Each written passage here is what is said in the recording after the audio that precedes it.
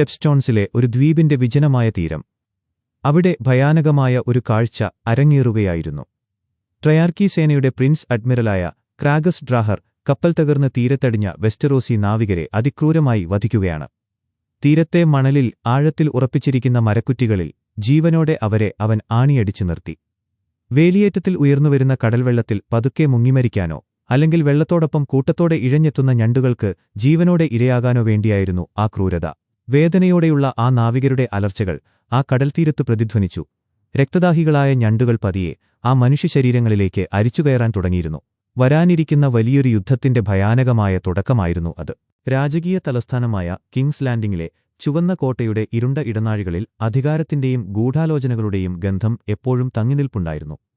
നഗരത്തിന് മുകളിലൂടെ വീശിയടിക്കുന്ന ഉഷ്ണക്കാറ്റ് വലിയ കല്ലുഭിത്തികളിൽ തട്ടി നിശബ്ദമായി പിൻവാങ്ങുന്ന ആ പ്രഭാതത്തിൽ ചെറിയ കൗൺസിൽ മുറിയിൽ കനത്ത മൗനവും അധികാരത്തിന്റെ പിരിമുറുക്കവും തളംകെട്ടിനിന്നു. സിംഹാസനത്തിന്റെ ഭാരം തന്റെ ചുമലുകളിൽ പേറുന്ന വിസരീസ് രാജാവ് അങ്ങേയറ്റം ക്ഷീണിതനായി കാണപ്പെട്ടു. അദ്ദേഹത്തിന്റെ കണ്ണുകളിൽ ഒരുതരം ശൂന്യതയുണ്ടായിരുന്നു. കാലമേൽപ്പിച്ച മുറിവുകളുടെയും തീരുമാനങ്ങളുടെയും ഭാരം ആ മുഖത്ത് വ്യക്തമായിരുന്നു. മുറിയിലെ നിശബ്ദത ഭേദിച്ചുകൊണ്ട് ഒരു പ്രഭു ഗൗരവത്തോടെ സംസാരിച്ചു തുടങ്ങി. സേർ റായം മൺമറഞ്ഞെങ്കിലും അദ്ദേഹം കിങ്സ്ഗാർഡിന്റെ കരുത്തുറ്റ ഒരു കമാൻഡറായിരുന്നുവെന്ന് ആ പ്രഭു പറഞ്ഞു.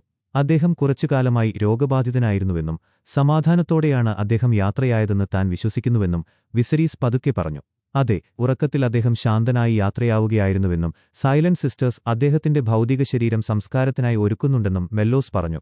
പുതിയ കമാൻഡർ എന്ന നിലയിൽ സർ റായാമിന്റെ ഒഴിവിലേക്ക് കിങ്സ്ഗാർഡിലേക്ക് പുതിയൊരാളെ കണ്ടെത്താൻ താൻ ആഗ്രഹിക്കുന്നുവെന്ന് സർ ഹാരോൾഡ് മുറിയിലെ നിശബ്ദതയെ ഭേദിച്ചുകൊണ്ട് പറഞ്ഞു.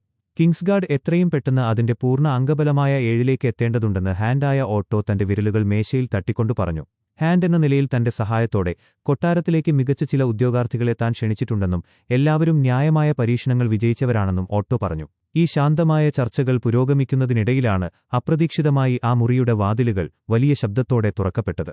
കൊട്ടാരത്തിനു പുറത്തെ കടൽക്കാറ്റിന്റെയും ഉപ്പിന്റെയും ഗന്ധം പേറിക്കൊണ്ട് കടുത്ത ദേഷ്യത്താൽ മുഖം ചുവന്ന കോർലിസ് അതിവേഗം പുറത്തുനിന്നും അകത്തേക്ക് കടന്നുവന്നു. അദ്ദേഹം ആ കൗൺസിൽ യോഗത്തിലുണ്ടായിരുന്നില്ല, മറിച്ച് സമുദ്രത്തിലെ നഷ്ടങ്ങളുടെ കണക്കുകളുമായി പുറത്തുനിന്നും എത്തിയതായിരുന്നു. അദ്ദേഹത്തിന്റെ കണ്ണുകളിൽ സമുദ്രത്തിന്റെ രൗദ്രതയുണ്ടായിരുന്നു. ഇതുവരെ 4 കപ്പലുകൾ തങ്ങൾക്ക് നഷ്ടപ്പെട്ടു കഴിഞ്ഞുവെന്നും അവസാനം നഷ്ടപ്പെട്ടത് തന്റെ കൊടിപാറിച്ച കപ്പലായിരുന്നുവെന്നും കോർലിസിന്റെ ശബ്ദം മുറിയിൽ മുഴങ്ങി. സ്റ്റെപ്സ്റ്റോൺസ് ഇപ്പോൾ ഒരു വലിയ അഗ്നിപർവ്വതം പോലെ പുകയുകയാണെന്നും എന്നിട്ടും നിങ്ങളിവിടെയിരുന്നു കൊട്ടാരത്തിലെ നിസ്സാര കാര്യങ്ങളെക്കുറിച്ച് വിലപിക്കുകയാണെന്നും അദ്ദേഹം കോപത്തോടെ പറഞ്ഞു. നിങ്ങൾക്ക് എന്തെങ്കിലും ചർച്ച ചെയ്യാനുണ്ടെങ്കിൽ തന്റെ കപ്പലുകളുടെയും ആളുകളുടെയും കാര്യത്തിൽ എന്തു ചെയ്യുമെന്നാണ് തനിക്കറിയേണ്ടതെന്ന് അദ്ദേഹം ദേഷ്യത്തോടെ ചോദിച്ചു. കപ്പലിനും ജോലിക്കാർക്കും കിരീടം നഷ്ടപരിഹാരം നൽകുമെന്നും ഒപ്പം മരിച്ചവരുടെ കുടുംബങ്ങൾക്ക് സഹായവും ചെയ്യുമെന്നും വിസരീസ് വളരെ ശാന്തനായി പറഞ്ഞു. തനിക്ക് നഷ്ടപരിഹാരമല്ല വേണ്ടതെന്ന് കോർലിസ് വീണ്ടും ശബ്ദമുയർത്തി പറഞ്ഞു. തനിക്ക് സ്റ്റെപ്സ്റ്റോൺസ് ബലപ്രയോഗത്തിലൂടെ പിടിച്ചെടുക്കണമെന്നും ആ ക്രാബ് ഫീഡറിനെ ചുട്ടരിക്കണമെന്നും അദ്ദേഹം പറഞ്ഞു. ഫ്രീസിറ്റീസുമായി ഒരു യുദ്ധം തുടങ്ങാൻ താൻ തയ്യാറല്ലെന്ന് വിസരീസ് തന്റെ തീരുമാനം വ്യക്തമാക്കി പറഞ്ഞു. ഈ കടൽക്കൊള്ളക്കാർ ഫ്രീസിറ്റീസ് അല്ലെന്ന് കോർലിസ് വാദിച്ചു. അവർക്ക് കപ്പലുകളും മറ്റ് സഹായങ്ങളും നൽകുന്നത് ആരാണെന്നാണ് കരുതുന്നതെന്ന് അദ്ദേഹം ചോദിച്ചു. ചരിത്രത്തിലൊരിക്കലും 7 കിങ്ഡംസ് സ്വതന്ത്ര നഗരങ്ങളുമായി പരസ്യമായ യുദ്ധത്തിൽ ഏർപ്പെട്ടിട്ടില്ലെന്നും അങ്ങനെ സംഭവിച്ചാൽ ഉണ്ടാകുന്ന നഷ്ടങ്ങൾ കണക്കാക്കാനാവാത്തതായിരിക്കുമെന്നും ഓട്ടോ മുന്നറിയിപ്പിന്റെ സ്വരത്തിൽ പറഞ്ഞു. നമ്മെ ഭയപ്പെടാൻ ക്രാബ് ഫീഡറിന് എന്താണ് കാരണമെന്ന് കോർലിസ് വീണ്ടും ചോദിച്ചു. രാജാവിന്റെ സ്വന്തം സഹോദരനെ ഡ്രാഗൺസ്റ്റോൺ പിടിച്ചെടുക്കാനും അവന്റെ സീറ്റി വാച്ച് സൈന്യത്തെ ഉപയോഗിച്ച് അവിടെ കോട്ട കെട്ടാനും അനുവദിച്ചിരിക്കുന്നുവെന്നും ഒരൊറ്റ എതിർപ്പുപോലുമില്ലാതെ അരവർഷത്തിലേറെയായി ഡെയ്മൺ അവിടെ താവളമടിച്ചിരിക്കുകയാണെന്നും കോർലിസ് പറഞ്ഞു. താൻ വേണ്ടത് ചെയ്തിട്ടുണ്ടെന്നും എന്തെങ്കിലും പൊതുവായ പരിഹാരം കണ്ടെത്താൻ കഴിയുമോ എന്നറിയാൻ പെൻഡോസിലേക്കും വോലാന്റിസിലേക്കും ദൂതന്മാരെ അയച്ചിട്ടുണ്ടെന്നും വിസരീസ് ഇടപെട്ടുകൊണ്ട് പറഞ്ഞു. കപ്പലുകളും ആളുകളും തയ്യാറാണെന്നും സ്റ്റെപ്സ്റ്റോൺസിന്റെ കാര്യം കാലക്രമേണ പരിഹരിക്കപ്പെടുമെന്നും അദ്ദേഹം പറഞ്ഞു.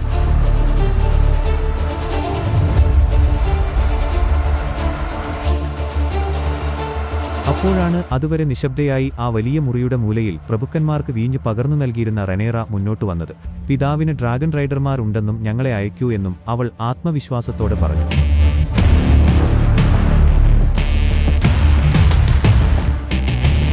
അത് അത്ര എളുപ്പമല്ലെന്ന് വിസരീസ് അവളെ നോക്കി പറഞ്ഞു. അതൊരു ശക്തിപ്രകടനമായിരിക്കുമെന്നും രാജകുമാരിക്ക് ഒരു പദ്ധതിയെങ്കിലുമുണ്ടെന്നും കോർലിസ് അവളെ പിന്തുണച്ചുകൊണ്ട് പറഞ്ഞു. താൻ ഉദ്ദേശിച്ചത് നമ്മൾ എന്തെങ്കിലുമൊക്കെ ചെയ്യണമെന്നാണ് എന്ന് അവൾ പതുക്കെ പറഞ്ഞു. രാജകുമാരിയുടെ കഴിവുകൾക്ക് ഇതിലും മികച്ച ഉപയോഗങ്ങളുണ്ടാകാമെന്നും പുതിയ കിങ്സ്ഗാർഡ് നിയമനത്തെക്കുറിച്ച് അന്വേഷിക്കാൻ ലോർഡ് കമാൻഡറിനൊപ്പം രാജകുമാരിയെ അയച്ചുകൂടാ എന്ന് ഓട്ടോ ബുദ്ധിപൂർവ്വം സംസാരം മാറ്റി ചോദിച്ചു. അതൊരു നല്ല ആശയമാണെന്ന് വിസരീസ് പറഞ്ഞു. ഈ പോരാളി നിന്നെയും സംരക്ഷിക്കുമെന്നും നീ തന്നെ തിരഞ്ഞെടുക്കണമെന്നും വിസരീസ് റെനേറയോട് പറഞ്ഞു. കൗൺസിൽ മുറിയുടെ ശ്വാസം മുട്ടിക്കുന്ന അന്തരീക്ഷത്തിൽ നിന്നും അച്ഛന്റെ അവഗണനയുടെ വേദനയോടെയും അവൾ പുറത്തേക്ക് നടന്നു. തുറസായ കൊട്ടാരമുറ്റത്ത് ഉച്ചവെയിൽ കത്തിജ്വലിച്ചു നിന്നു. തിളങ്ങുന്ന കവചമണിഞ്ഞ പോരാളികൾ നിരനിരയായി നിൽക്കുന്നുണ്ടായിരുന്നു. അവൾക്ക് വെറുമൊരു പോരാളിയെ ആയിരുന്നില്ല വേണ്ടിയിരുന്നത്, യുദ്ധത്തിന്റെ യഥാർത്ഥ മുഖം കണ്ട ഒരാളെയായിരുന്നു.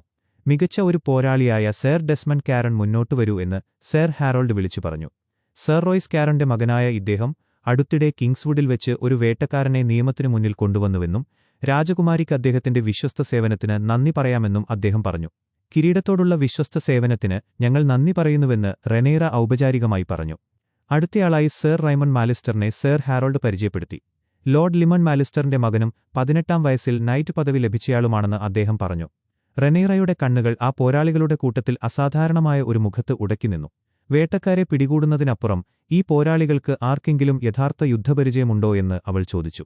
ലോർഡ് ഓഫ് ബ്ലാക്ക് ഹെവന്റെ കാര്യസ്ഥന്റെ മകനായ സർ ക്രിസ്റ്റൻ കോളിനെ സർ ഹാരോൾഡ് അടുത്തതായി പരിചയപ്പെടുത്തി. സർ ക്രിസ്റ്റൻ കോൾ അല്പം മുന്നോട്ടു വന്നു. അവന്റെ കണ്ണുകളിൽ യുദ്ധത്തിന്റെ തീക്ഷ്ണതയും കടന്നുവന്ന കനൽവഴികളുടെ കരുത്തുമുണ്ടായിരുന്നു. നിങ്ങൾ സ്റ്റോംലാൻഡ്സിൽ യുദ്ധം ചെയ്തിട്ടുണ്ടോ എന്ന് റെനേറ ചോദിച്ചു. ഡോർണിഷ് അതിർത്തികളിലാണെന്നും ഡോർണിഷ് ആക്രമണങ്ങൾക്കെതിരെ 1 വർഷത്തോളം താൻ ഒരു കാൽനട പട്ടാളക്കാരനായി യുദ്ധം ചെയ്തുവെന്നും ക്രിസ്റ്റൻ കോൾ അഭിമാനത്തോടെ പറഞ്ഞു. ബോൺവേയിലെ 2 കാവൽമാടങ്ങൾ തകർത്ത ശേഷം സർ അർലാൻ ഡോണ്ടാരിയൻ തനിക്ക് നൈറ്റ് പദവി നൽകിയെന്നും അവൻ പറഞ്ഞു. താൻ സർ ക്രിസ്റ്റൻ കോളിനെ തിരഞ്ഞെടുക്കുന്നുവെന്ന് റെനേറ തെല്ലും മടിയില്ലാതെ പറഞ്ഞു. അത്ര തിടുക്കം വേണ്ടെന്നും സർ ക്രിസ്റ്റൻ ഒരു മികച്ച പോരാളിയാണെന്നതിൽ സംശയമില്ലെങ്കിലും ക്രേഗ് ഹോൾ, മാലിസ്റ്റർ തുടങ്ങിയ ഗൃഹങ്ങൾ കിരീടത്തിന്റെ പ്രധാന സഖ്യകക്ഷികളാണെന്നും ഓട്ടോ പറഞ്ഞു. ആ ആളുകൾ വെറും ടൂർണമെന്റ് പോരാളികളാണെന്നും തന്റെ പിതാവിനെ യഥാർത്ഥ യുദ്ധം അറിയാവുന്ന ഒരാൾ വേണം സംരക്ഷിക്കാനെന്നും അങ്ങനെയല്ലേ വേണ്ടത് എന്നും അവൾ തറപ്പിച്ചു ചോദിച്ചു. തീർച്ചയായും രാജകുമാരി എന്ന് സർ ഹാരോൾഡ് സമ്മതിച്ചു. എങ്കിൽ സർ ക്രിസ്റ്റനിന്റെ സ്ഥാനാരോഹണ ചടങ്ങുകൾ ആസൂത്രണം ചെയ്യാമെന്ന് അദ്ദേഹം പറഞ്ഞു. റെഡ് കീപ്പിന്റെ വിശാലമായ മുറിയിൽ പഴയ വലേറിയയുടെ വിപുലമായ ഒരു കൽമാതൃകയ്ക്ക് മുന്നിൽ വിസരീസ് നിൽക്കുകയായിരുന്നു. മെഴുകുതിരികളുടെ മങ്ങിയ വെളിച്ചത്തിൽ ആ കൽരൂപങ്ങൾ ജീവൻ തുടിക്കുന്നതുപോലെ തോന്നി. നഷ്ടപ്പെട്ടുപോയ ഒരു മഹത്തായ കാലഘട്ടത്തിന്റെ ഓർമ്മകളായിരുന്നു ആ മാതൃക. ആലിസന്റ് വളരെ ശാന്തയായി അദ്ദേഹത്തിന്റെ അരികിലുണ്ടായിരുന്നു. വലേറിയൻ തലസ്ഥാനം നിർമ്മിച്ചത് ഒരു അഗ്നിപർവ്വതത്തിനുള്ളിലാണെന്നും ഏതാണ്ട് ഡ്രാഗൺ സ്റ്റോൺ പോലെയാണതെന്നും വിസരീസ് വികാരഭരിതനായി പറഞ്ഞു. പ്രഭുക്കന്മാരിൽ ഏറ്റവും ഉയർന്നവരായ ഡ്രാഗൺ രാജാക്കന്മാർ ജീവിച്ചിരുന്നത് ഇവിടെയാണെന്നും അവരുടെ മാന്ത്രികതയുടെയും ശക്തിയുടെയും ഉറവിടത്തോട് ചേർന്നാണെന്നും അദ്ദേഹം പറഞ്ഞു. നിങ്ങൾ നിർമ്മിച്ചത് ശരിക്കും അത്ഭുതകരമാണെന്ന് അലൈസന്റ് ആദരവോടെ പറഞ്ഞു. താൻ ചരിത്രങ്ങൾ വായിച്ച് പ്ലാനുകൾ നൽകുക മാത്രമാണ് ചെയ്യുന്നതെന്നും കൽപ്പണിക്കാരനാണ് ഘടനകൾ നിർമ്മിച്ചതെന്നും വിസരീസ് ഒരു ചെറുചിരിയോടെ പറഞ്ഞു. വെസ്റ്ററോസിന് മറ്റൊരു വലേറിയാകാൻ കഴിയുമെന്ന് വിശ്വസിക്കുന്നുണ്ടോ എന്ന് അവൾ ചോദിച്ചു. ലോകത്തിലെ സമുദ്രങ്ങൾ മുഴുവൻ വ്യാപിക്കാൻ പോന്ന നാവികസേനയുമുണ്ടായിരുന്ന പഴയ വലേറിയയുടെ ആ പ്രതാപം ഇനി ഒരിക്കലും കാണാൻ കഴിയില്ലെന്ന് അദ്ദേഹം സങ്കടത്തോടെ പറഞ്ഞു. പെട്ടെന്ന് ആ കൽമാതൃകയുടെ ഒരു ഭാഗം അടർന്നു വീണപ്പോൾ അദ്ദേഹം ശപിച്ചുകൊണ്ട് അത് നേരെയാക്കാൻ ശ്രമിച്ചു. കുറച്ചുനേരത്തെ നിശബ്ദതയ്ക്ക് ശേഷം സത്യം പറയൂ, റെനേറ എങ്ങനെയിരിക്കുന്നു എന്ന് അദ്ദേഹം ആകാംക്ഷയോടെ ചോദിച്ചു.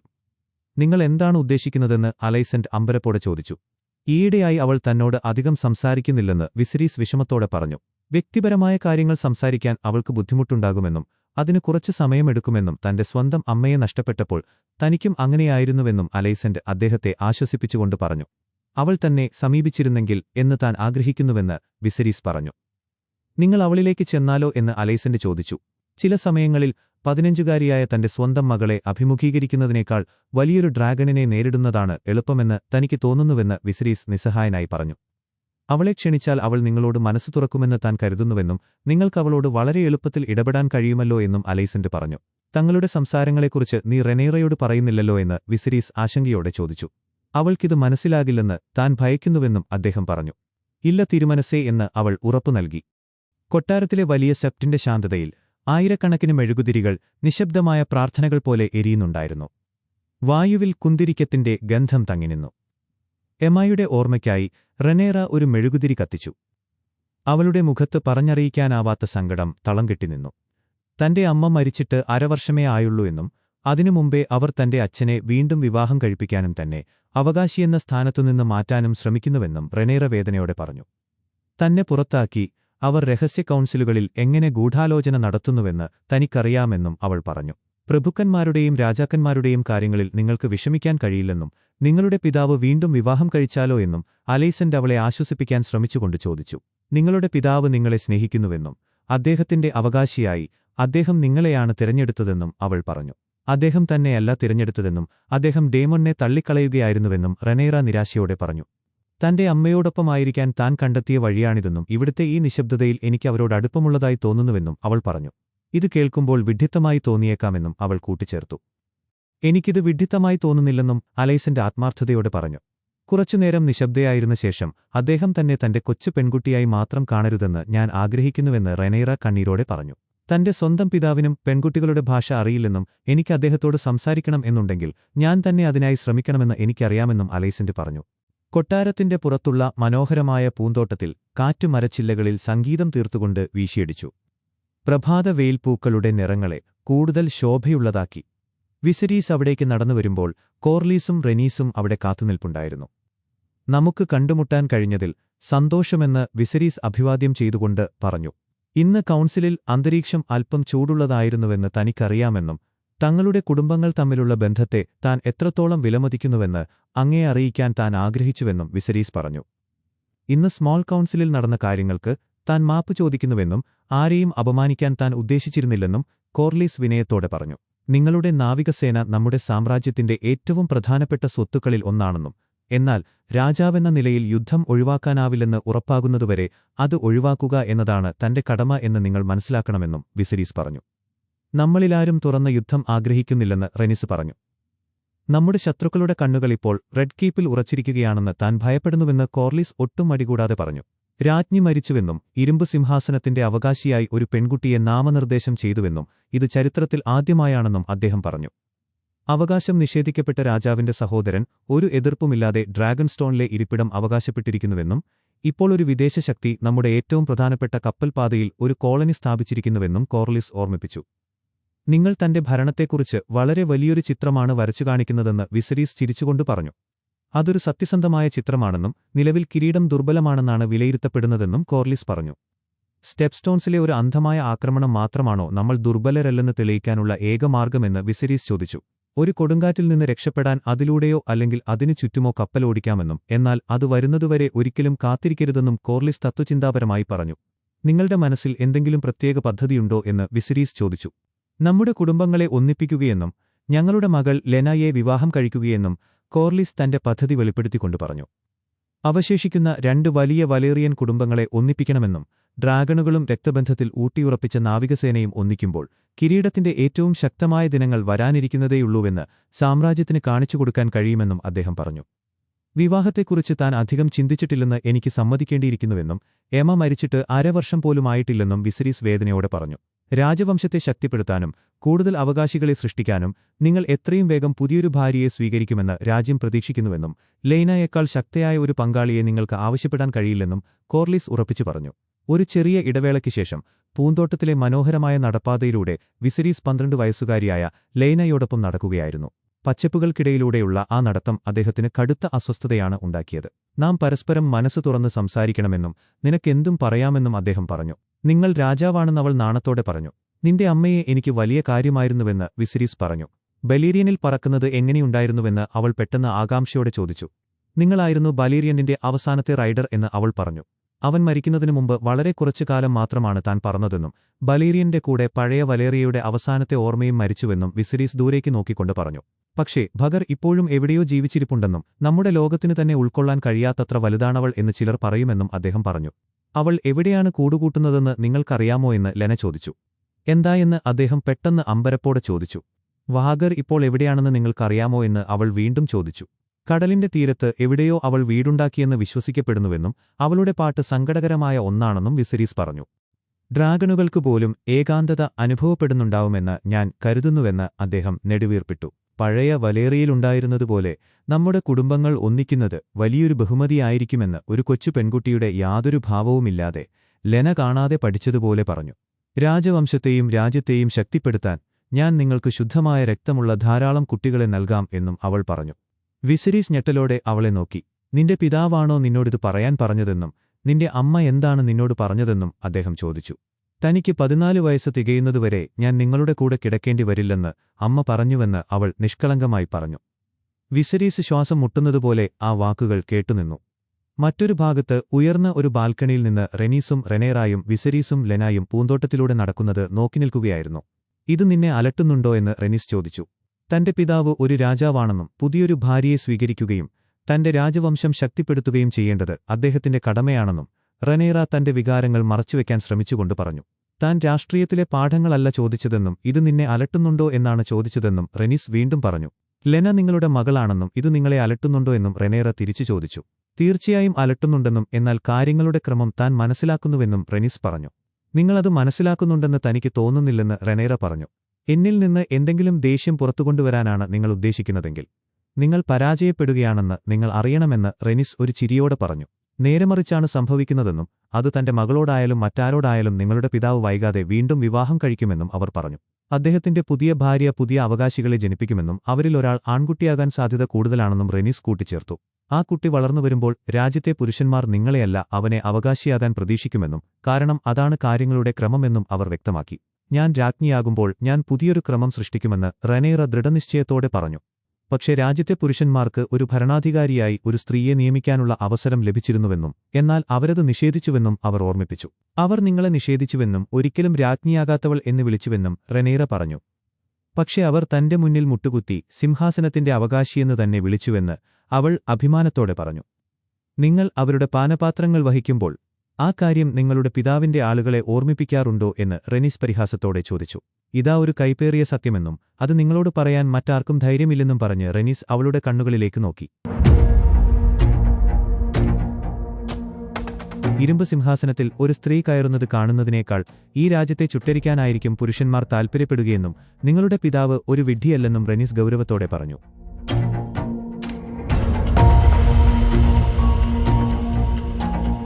വിസരീസ് തന്റെ ഇരുണ്ട മുറിയിൽ കടുത്ത ശാരീരിക വേദനയോടെ വിശ്രമിക്കുമ്പോഴാണ് മെഡിക്കൽ ചികിത്സയ്ക്കായി ആളുകളെത്തിയത്. അദ്ദേഹത്തിന്റെ കൈവിരലുകളിലെ അഴുകിയ മുറിവുകളിൽ മാംസം തിന്നുന്ന പുഴുക്കളെ വെച്ചുകൊണ്ട് ഗ്രാൻഡ് മേസ്റ്റർ മരുന്നു പുരട്ടി. ഇരുമ്പ് സിംഹാസനം അദ്ദേഹത്തിന്റെ ശരീരത്തെ നിരസിക്കുന്നതിന്റെ ഭയാനകമായ കാഴ്ചയായിരുന്നു അത്. വീണ്ടും വിവാഹം കഴിക്കാൻ സ്മോൾ കൗൺസിൽ തന്നെ നിർബന്ധിക്കുന്നുവെന്നും രാജ്യത്തിന് പുതിയൊരു രാജ്ഞിയെ വേണമെന്ന് തോന്നുന്നുവെന്നും വിസരീസ് അരികിൽ നിൽക്കുന്ന ആലിസന്റിനോട് ക്ഷീണിച്ച ശബ്ദത്തിൽ പറഞ്ഞു. നല്ലവളും ദയയുള്ളവളുമായ ഒരു രാജ്ഞി നിങ്ങളുടെ പ്രജകൾക്ക് ആശ്വാസം നൽകുമെന്ന് അവൾ പറഞ്ഞു. സ്മോൾ കൗൺസിലിന്റെ മനസ്സിൽ പ്രത്യേകമായി ഏതെങ്കിലും സ്ത്രീയുണ്ടോ എന്ന് അവൾ ചോദിച്ചു. ലോർഡ് കോർലിസ് തന്റെ മകളായ ലെനയെ വിവാഹം കഴിക്കാൻ ആവശ്യപ്പെട്ടിട്ടുണ്ടെന്ന് വിസരീസ് പറഞ്ഞു. വളരെ ശക്തമായൊരു ബന്ധമെന്ന് അലൈസന്റ് പറഞ്ഞു. ലെയ്നയെ എനിക്ക് കാര്യമായി അറിയില്ലെന്ന് എനിക്ക് സമ്മതിക്കേണ്ടിയിരിക്കുന്നുവെന്ന് അദ്ദേഹം പറഞ്ഞു. അവൾ നല്ലവളും ദയയുള്ളവളുമാണെന്ന് തനിക്കുറപ്പുണ്ടെന്നും നിങ്ങൾക്കൊപ്പം അവളുടെ സമയം ആസ്വദിക്കുമെന്ന് എനിക്കുറപ്പുണ്ടെന്നും അലൈസന്റ് മൃദുവായി പറഞ്ഞു. ഞാൻ നിങ്ങൾക്കായി ഒരു സാധനം കൊണ്ടുവന്നിട്ടുണ്ടെന്നും അത് നന്നാക്കാൻ ഞാൻ കൽപ്പണിക്കാരോട് ആവശ്യപ്പെട്ടിരുന്നുവെന്നും പറഞ്ഞ് തകർന്ന പഴയ ഡ്രാഗൺ കൽരൂപം അവൾ അദ്ദേഹത്തിന് നേരെ നീട്ടി. ഇതൊരു വളരെ നല്ലൊരു കാര്യമാണെന്നും വളരെ നന്ദിയുണ്ടെന്നും അദ്ദേഹം പുഞ്ചിരിയോടെ പറഞ്ഞു. പെട്ടെന്ന് ആ സ്വകാര്യ നിമിഷങ്ങളെ തകർത്തുകൊണ്ട് മുറിയുടെ വാതിൽക്കൽ ഓട്ടോ പ്രത്യക്ഷപ്പെട്ടു. അദ്ദേഹത്തിന്റെ മുഖം വിളറിയിരുന്നു. വരാനിരിക്കുന്ന വലിയൊരു കൊടുങ്കാറ്റിന്റെ സൂചന ആ കണ്ണുകളിലുണ്ടായിരുന്നു. താൻ സ്മോൾ കൗൺസിലിന്റെ ഒരു അടിയന്തര യോഗം വിളിച്ചിട്ടുണ്ടെന്ന് അദ്ദേഹം ഗൗരവത്തോടെ പറഞ്ഞു. എന്തുകൊണ്ട് എന്ന് വിസരീസ് അമ്പരപ്പോടെ ചോദിച്ചു. നിങ്ങൾ അത് നേരിട്ട് കേൾക്കുന്നതാണ് നല്ലതെന്ന് ഞാൻ കരുതുന്നുവെന്ന് ഓട്ടോ പറഞ്ഞു. സഭാമന്ദിരത്തിൽ കനത്ത നിശബ്ദത തളം കെട്ടിനിന്നു. ഡ്രാഗണുകളെ പരിപാലിക്കുന്നവരിൽ ഒരാളും അവിടെ ഭയത്തോടെ നിൽപ്പുണ്ടായിരുന്നു. വിസരീസിന്റെ മുഖത്ത് കോപം ഇരച്ചുകയറി. കൊട്ടാരത്തിലെ വലിയ ഡ്രാഗൺ പിറ്റിൽ നിന്നും ഒരു ഡ്രാഗൺ മുട്ടമോഷണം പോയിരിക്കുന്നുവെന്ന വിവരം ആ ഉദ്യോഗസ്ഥൻ രാജാവിനെ അറിയിച്ചു. മറ്റാരുമല്ല, രാജാവിന്റെ സ്വന്തം സഹോദരനായ ഡേമോനാണ് ആ മുട്ട മോഷ്ടിച്ചത്. അവനവിടെ ഉപേക്ഷിച്ചുപോയ സന്ദേശവും സഭയിൽ വായിക്കപ്പെട്ടു. തന്റെ വെപ്പാട്ടിയായ മൈസരിയായെ പഴയ ആചാരപ്രകാരം രണ്ടാമത്തെ ഭാര്യയായി സ്വീകരിക്കാൻ പോകുന്നുവെന്നും അവൾ ഇപ്പോൾ ഗർഭിണിയാണെന്നും ജനിക്കാൻ പോകുന്ന കുഞ്ഞിന്റെ തൊട്ടിലിൽ വെക്കാൻ വേണ്ടിയാണ് ടാർഗറിയൻ കുടുംബത്തിന്റെ ആചാരപ്രകാരം ഈ ഡ്രാഗൺ മുട്ടയെടുത്തതെന്നും ആ സന്ദേശത്തിൽ അവൻ വളരെ അഹങ്കാരത്തോടെ കുറിച്ചിരുന്നു. മാത്രമല്ല, തന്റെ വിവാഹത്തിൽ പങ്കെടുക്കാൻ സ്വന്തം സഹോദരനെയും സഭയിലുള്ള എല്ലാവരെയും അവൻ പരിഹാസരൂപേണ ക്ഷണിക്കുകയും ചെയ്തിരുന്നു. ഈ വാക്കുകൾ കേട്ടതും വിസരീസിന്റെ കോപം അണപൊട്ടി. തന്റെ സ്വന്തം സഹോദരൻ നിരന്തരം കാണിക്കുന്ന ഈ ധിക്കാരം ഇനി വെച്ചുപൊറുപ്പിക്കാൻ കഴിയില്ലെന്ന് അദ്ദേഹം തീരുമാനിച്ചു. ഞാൻ തന്നെ നേരിട്ട് പോയി ഡ്രാഗൺ സ്റ്റോൺ തിരികെ പിടിക്കും. വിസരീസ് കോപത്തോടെ അലറി. എന്നാൽ ഓട്ടോ വളരെ തന്ത്രപരമായി ഇടപെട്ടു. അങ്ങ് സ്വയം പോകുന്നത് വളരെ അപകടകരമാണ്. ഡേമൺ എന്തും ചെയ്യാൻ മടിക്കാത്തവനാണ്. മാത്രമല്ല, അവൻ തന്റെ സ്വന്തം സിറ്റി വാച്ച് സൈന്യത്തെ ഉപയോഗിച്ച് ആ ദ്വീപും കോട്ടയും പൂർണ്ണമായും സംരക്ഷിച്ചിരിക്കുകയാണ്. ഓട്ടോ മുന്നറിയിപ്പ് നൽകി. തുടർന്ന് ഡീമണിനെ അവിടെ നിന്നും പുറത്താക്കാനുള്ള സംഘത്തെ നയിക്കാൻ അയാൾ സ്വയം സന്നദ്ധനായി മുന്നോട്ടുവന്നു. ഇതിനിടയിലാണ് ആ മോഷണം പോയ മുട്ട ഏതാണെന്ന സത്യം റനേറ തിരിച്ചറിഞ്ഞത്. തന്റെ ജനിക്കാതെ പോയ കൊച്ചു സഹോദരനായ ബേലോണിന്റെ തൊട്ടിലിൽ വെക്കാൻ വേണ്ടി താൻ തന്നെ സ്വന്തമായി തിരഞ്ഞെടുത്ത മുട്ടയായിരുന്നു അത്. ആ തിരിച്ചറിവ് അവളിൽ വലിയ സങ്കടവും അതിയായ ദേഷ്യവും സൃഷ്ടിച്ചു. ഡ്രാഗൺസ്റ്റോണിലേക്ക് പുറപ്പെടുന്നതിനു മുൻപ് ഓട്ടോ വളരെ രഹസ്യമായി ആലിസന്റിനെ കണ്ടുമുട്ടുകയും രാജാവുമായുള്ള അവളുടെ കൂടിക്കാഴ്ചകൾ മുടക്കമില്ലാതെ തുടരണമെന്ന് കർശനമായി നിർദ്ദേശിക്കുകയും ചെയ്തു. കനത്ത കോടമഞ്ഞ് മൂടിയ ഡ്രാഗൺസ്റ്റോണിന്റെ വലിയ കൽപ്പാലത്തിൽ തിരമാലകൾ വലിയ ശബ്ദത്തോടെ ആർത്തലച്ചുകൊണ്ടിരുന്നു. വായുവിൽ ഉപ്പിന്റെയും വരാനിരിക്കുന്ന രക്തച്ചൊരിച്ചിലിന്റെയും ഗന്ധം കലർന്നിരുന്നു. സേർ ഓട്ടോ, അസാമാന്യധീരനായ സേർ ഹാരോൾഡ് വെസ്റ്റർലിംഗ്, മികച്ച പോരാളിയായ സേർ ക്രിസ്റ്റൻ കോൾ എന്നിവരും കൊട്ടാരത്തിലെ 20 കാവൽക്കാരും ആ പാലത്തിൽ നിലയുറപ്പിച്ചു. അവർക്ക് നേരെ കോട്ടയുടെ വാതിലുകൾ തുറന്ന് ഡീമോണും മൈസാരിയയും സീറ്റി വാച്ച് സൈന്യത്തിന്റെ അകമ്പടിയോടെ നടന്നെത്തി.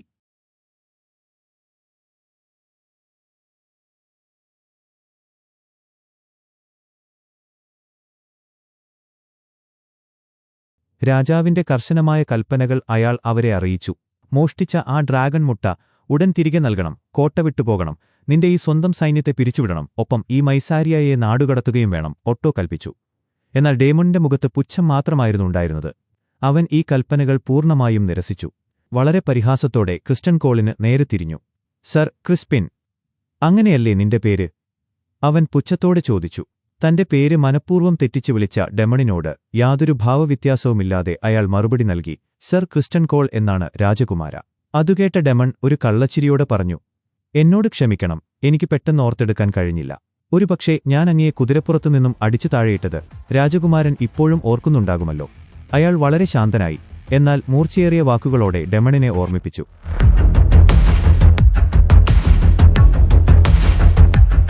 തന്റെ കുടുംബത്തിന്റെ പരമ്പരാഗതമായ ആചാരങ്ങൾ മാത്രമാണ് താൻ പിന്തുടരുന്നതെന്ന് വാദിച്ച അവൻ ഓട്ടോയെയും ക്രിസ്റ്റനെയും വളരെ മോശമായ വാക്കുകളാൽ അപമാനിക്കാൻ തുടങ്ങി. സംസാരം ചൂടുപിടിച്ചതോടെ ഓട്ടോ തന്റെ കോപം അടക്കാനാവാതെ മൈസാരിയയെ ഭീഷണിപ്പെടുത്തി. ഇത് കേട്ടതും ഡീമോണിന്റെ കണ്ണുകളിൽ കൊലവെറി തിളങ്ങി. അവൻ തന്റെ വിഖ്യാതമായ വാളായ ഡാർക്ക് സിസ്റ്റർ ഉറയിൽ നിന്നും ഊരി. ഇരുവശത്തുമുള്ള സൈനികർ തങ്ങളുടെ ആയുധങ്ങൾ പുറത്തെടുത്തു. ഏതു നിമിഷവും വലിയൊരു കൂട്ടക്കുരുതി നടക്കുമെന്ന് ഉറപ്പായി. അപ്പോഴാണ് ആ കോടമഞ്ഞിനെ കീറിമുറിച്ചുകൊണ്ട് കോട്ടയുടെ മുകളിൽ നിന്നും വലിയൊരു അലർച്ച കേട്ടത്. രക്തവർണ്ണമുള്ള ഭീമാകാരനായ കരാക്സസ് എന്ന ഡ്രാഗൺ തന്റെ യജമാനനെ സംരക്ഷിക്കാനായി അവിടേക്ക് പറന്നിറങ്ങി.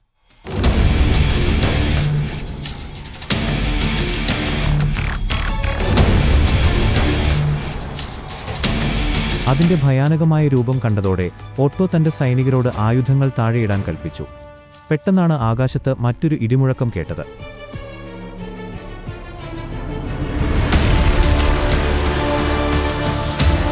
മേഘങ്ങൾക്കിടയിലൂടെ സ്വർണ്ണനിറമുള്ള സൈറാക്സ് താഴേക്ക് പറന്നിറങ്ങി. അതിന്റെ വലിയ ചിറകുകൾ വീശിയടിച്ച കാറ്റിൽ താഴെ നിൽക്കുന്ന സൈനികർക്ക് നിലതെറ്റി. എല്ലാവരെയും അത്ഭുതപ്പെടുത്തിക്കൊണ്ട് ആരുമറിയാതെ അവിടേക്ക് വന്ന റെനേറ ഡ്രാഗണിന്റെ പുറത്തുനിന്നും താഴേക്കിറങ്ങി.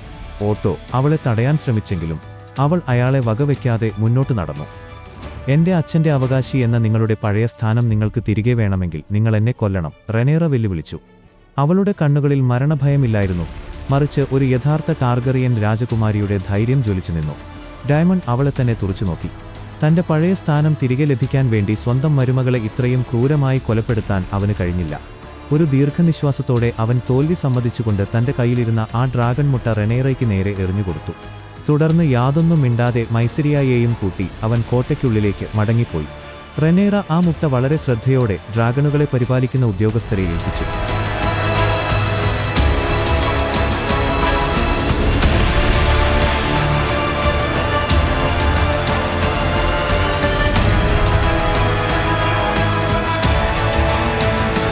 കോട്ടയുടെ ഇരുണ്ട ചുമരുകൾക്കുള്ളിൽ തീപ്പന്തങ്ങൾ എരിയുന്നുണ്ടായിരുന്നു. വായുവിൽ വലിയൊരു നിശബ്ദത തളം കെട്ടിനിന്നു. എന്നാൽ മൈസേരിയയുടെ ഉള്ളിൽ ഒരു അഗ്നിപർവ്വതം പുകയുകയായിരുന്നു. അവൾ ശരിക്കും ഗർഭിണിയായിരുന്നില്ല. സ്വന്തം സഹോദരനെ പ്രകോപിപ്പിക്കാൻ വേണ്ടി മാത്രം ഡേമൺ മെനഞ്ഞെടുത്ത ഒരു കള്ളമായിരുന്നു അത്.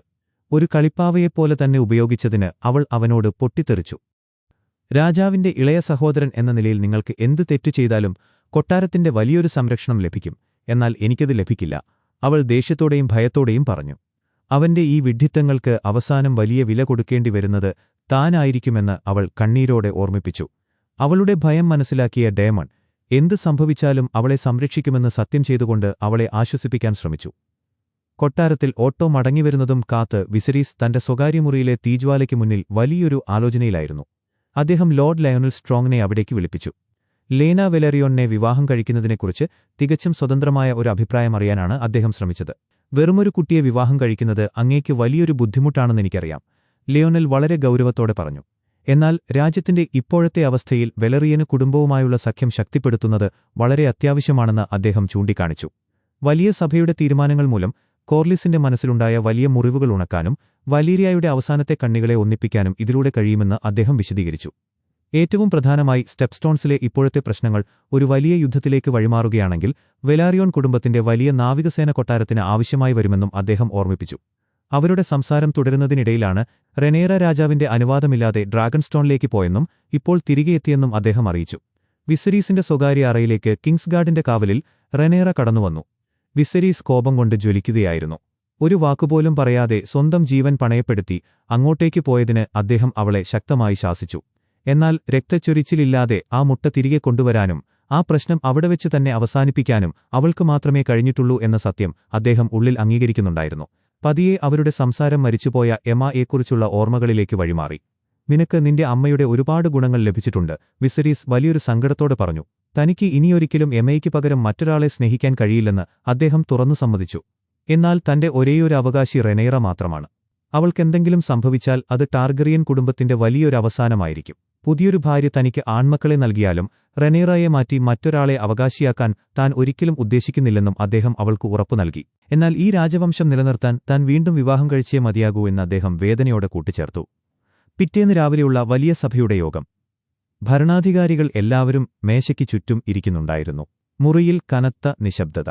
വിസരീസ് വലിയൊരു നെടുവീർപ്പോടെ തന്റെ തീരുമാനം പ്രഖ്യാപിച്ചു. ഞാൻ ആലിസൺ ഹൈടവറിനെ വിവാഹം കഴിക്കാൻ തീരുമാനിച്ചിരിക്കുന്നു, അദ്ദേഹം പറഞ്ഞു.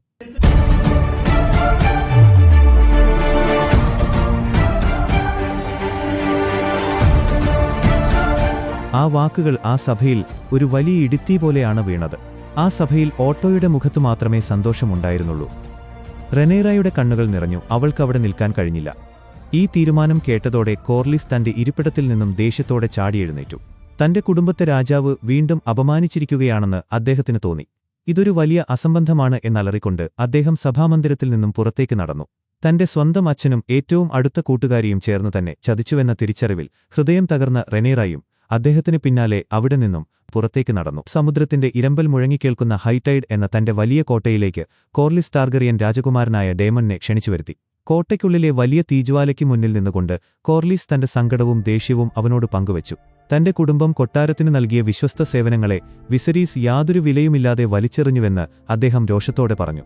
രാജാവിന്റെ പ്രീതി നഷ്ടപ്പെട്ട അവർ രണ്ടുപേരും ഒരേ അവസ്ഥയിലാണെന്ന് അദ്ദേഹം ചൂണ്ടിക്കാണിച്ചു. നമ്മൾ വെറും വാക്കുകൾ പറയുന്നവരല്ല, സ്വന്തം അധ്വാനം കൊണ്ട് ഈ ലോകത്ത് ജീവിക്കാൻ പഠിച്ചവരാണ്. എന്നാൽ നമ്മുടെ കഴിവുകൾക്ക് അർഹമായ ബഹുമാനം ഇന്നുവരെ ലഭിച്ചിട്ടില്ല, കോർലിസ് പറഞ്ഞു. സ്വന്തം സഹോദരനെ അപമാനിച്ച് സംസാരിക്കുന്നത് ഡേമണിന് ഇഷ്ടപ്പെട്ടില്ലെങ്കിലും കോർലിസ് മുന്നോട്ടുവച്ച പുതിയ പദ്ധതി അവനിൽ വലിയ താൽപര്യം ജനിപ്പിച്ചു. സ്റ്റെപ്സ്റ്റോൺസിൽ താവളമടിച്ചിരിക്കുന്ന ശത്രുക്കളെയും ആ ക്രാബ് ഫീഡറിനെയും ഒരുമിച്ച് ആക്രമിക്കുക. അതിലൂടെ സ്വന്തമായി സമ്പത്തും പ്രതാപവും നേടിയെടുക്കുക. കൊട്ടാരത്തിൽ തങ്ങളെ എതിർക്കുന്നവരുടെ മുന്നിൽ തങ്ങളുടെ യഥാർത്ഥ വില എന്താണെന്ന് ഈ യുദ്ധത്തിലൂടെ തെളിയിച്ചു കൊടുക്കാം എന്ന കോർലിസിന്റെ വാഗ്ദാനം പുതിയൊരു വലിയ യുദ്ധത്തിനുള്ള കാഹളമായി അവിടെ മുഴങ്ങിക്കേട്ടു.